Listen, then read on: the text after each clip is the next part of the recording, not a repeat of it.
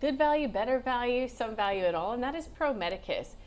So it announced a contract win, a $19 million 7-year contract with the Beth Israel Lahey Health, a healthcare system with 14 hospitals, mostly in the eastern seaboard of the US. So that was one part of the announcement.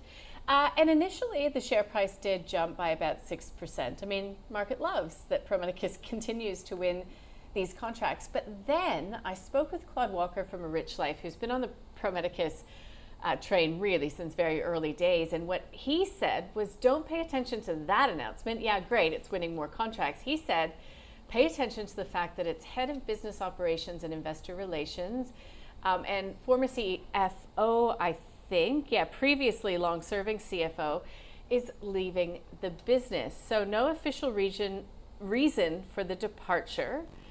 Hatch will remain in the role until the 14th of August 2023, but he's been with PME since, for nearly 2 decades.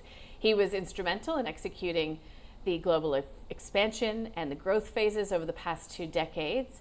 So it's a real loss of the seasoned executive. And RBC Capital Markets reckoned it could weigh on sentiment this morning. Claude Walker was saying, look, he wasn't saying it will, he's just going to be thinking about it, whether it changes the thesis if you start to see some of these very long-term executives leaving. I think that the guy who left, Clayton Hatch, was touted as a potential replacement for current CEO. But look, it just adds, I guess, another element of uncertainty in there. And you did see that we saw Pro Medicus shares retreating, still in positive territory to the tune of about 3%, but down from that initial 6, close to 7% bump at the open. So you brought up PME, Pro Medicus, so I thought I'd start with you, David. What do you think? Look, it's a great business, great company. It's just valuation, and the trend is not your friend right now. It's down 42% year to date, and more than 100% going back to July last year. Right now, I don't see any signs that the trend is changing from down to up on my charts.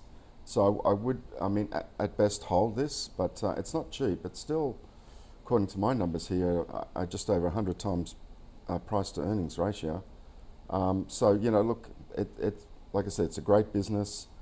You've got 14 analysts covering this stock, and they've got a fair value of $202 out there. So, but look, not for my money at the moment. I'd just keep this on the watch list. But if you've got it, at best I'd be holding it and looking for a change of trend. The other thing is, I noticed in the top 20 shareholders that the top 20 control 89% of the shares. Mm-hmm. So there's really, not a great deal out there. The turnover is 48 million average per day, so it's no problems getting in and out, but it's a very tightly held shareholder register.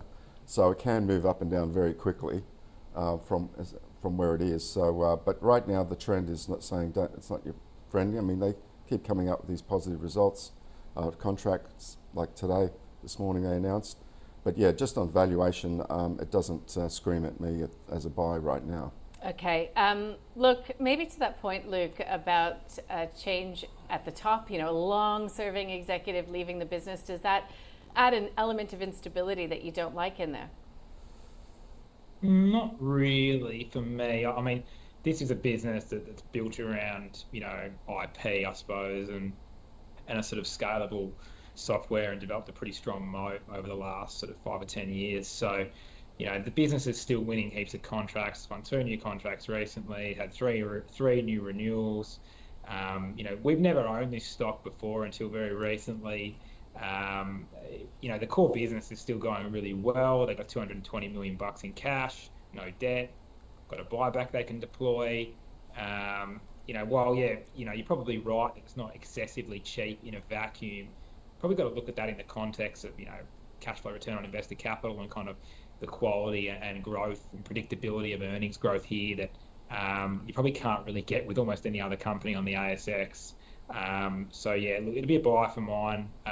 It looks pretty good to me at the moment, and it's kind of half the valuation it's been on in the past, or even less, to be honest. Okay, so buy zone for Luke Laretive at Seneca Financial Solution. There's Pro Medicus for you, the stock of the day.